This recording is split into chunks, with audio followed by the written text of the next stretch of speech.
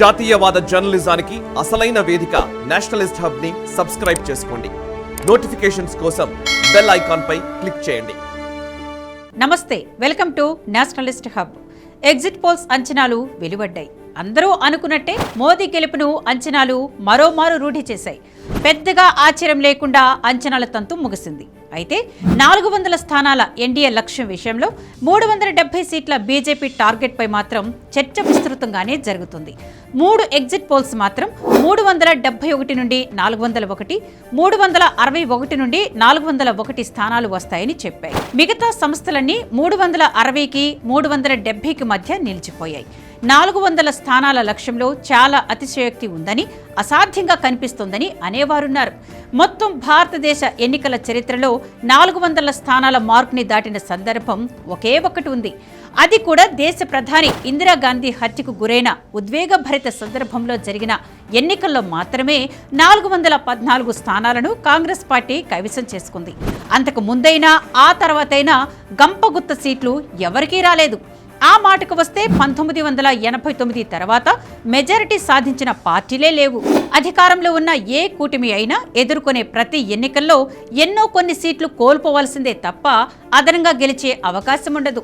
దేశంలో జరిగిన అన్ని ఎన్నికలకు ఇది వర్తిస్తుంది. కేవలం 1952, 1957 ఎన్నికలకు మాత్రమే మినహాయింపు ఉంది. 1957లో 371 స్థానాలు సాధించిన కాంగ్రెస్ పార్టీ 1962 ఎన్నికల్లో 361 స్థానాలకు పడిపోయింది. 1967లో 283కు దిగజారింది. 1971లో 352 స్థానాలు వస్తే 1980లో 353 స్థానాల్లో కాంగ్రెస్ పార్టీ విజయాన్ని సాధించింది. ఇందిరాగాంధీ హత్య నేపథ్యంలో జరిగిన ఎన్నికల్లో మాత్రమే కాంగ్రెస్ పార్టీ ఏకంగా 414 స్థానాలను కైవసం చేసుకుంది. అధికారంలో ఉన్న పార్టీకి లేదా కూటమికి ప్రతి ఎన్నిక ఓ విష పరీక్ష. ఏదో ఒక స్థాయిలో పతన దశను చవిచూడాల్సి వస్తుంది. కానీ 2014లో అధికార పగ్గాలు చేపట్టిన ఎన్డీఏ మాత్రం ఒక్కో ఎన్నికలో బలాన్ని పెంచుకుంటూ వస్తుంది. బీజేపీకి 2014లో 282 స్థానాల బొటాబొటి మెజారిటీ వచ్చింది. కూటమికి 336 సీట్లు వచ్చాయి. 2019లో బీజేపీ బలం 303కు పెరిగి కూటమి బలం 353కు పెరిగింది.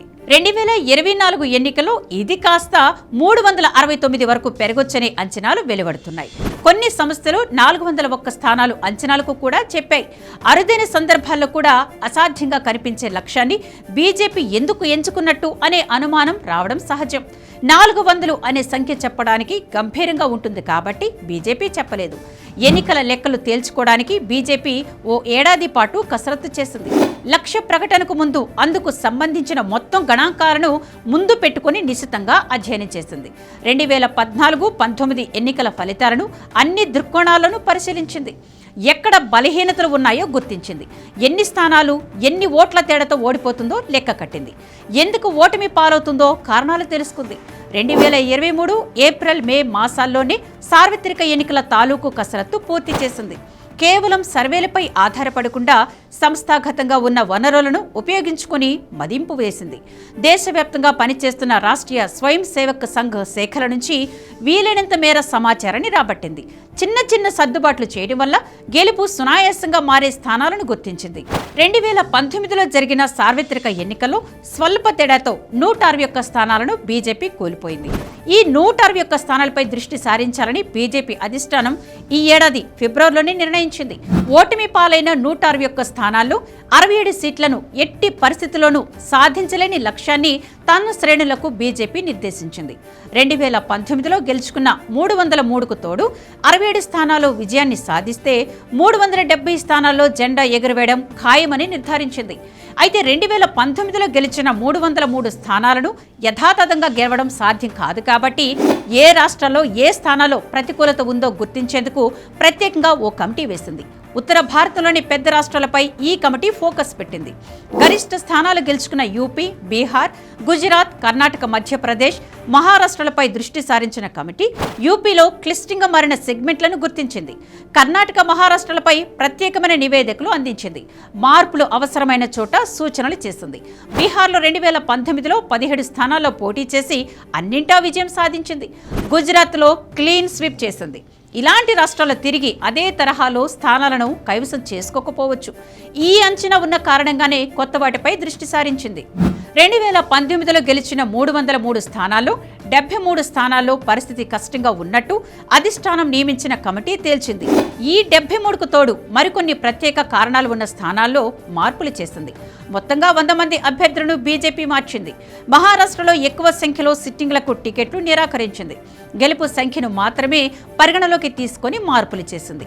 2023 వేసవి నుంచి 8 మాసాల పాటు అనేక వడపోతలు చేసింది. ఖచ్చితంగా గెలిచి తీరేవారెవరో తేల్చుకుంది. కొన్ని మార్పులు చేస్తే గట్టెక్కే సీట్లను గుర్తించడంతో పాటు అందుకు తగిన విధంగా నిర్దాక్షిణ్యంగా మార్పులు చేసింది.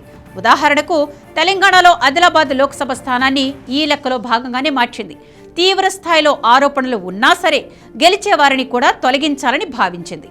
అదే సమయంలో గెలిచే వీలున్న ఇతర పార్టీల నేతలు ఎవరు వచ్చినా కొన్ని షరతులకు లోబడి చేర్చుకోవాలని కూడా ఆయా రాష్ట్రాల నేతలకు ఆదేశాలు జారీ చేసింది. ప్రతి అంశాన్ని కూలంకషంగా అధ్యయనం చేసింది. ఎక్కడ ఏది మార్చాలన్నా లక్ష్య ప్రకటన దిశగానే ప్రణాళికలు రచించింది.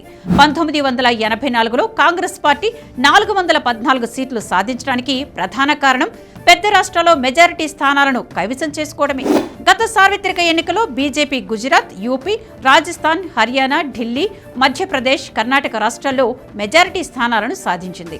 1984లో కాంగ్రెస్ పార్టీ యూపీలోని 85 స్థానాల్లో 83 స్థానాలను కైవసం చేసుకుంది.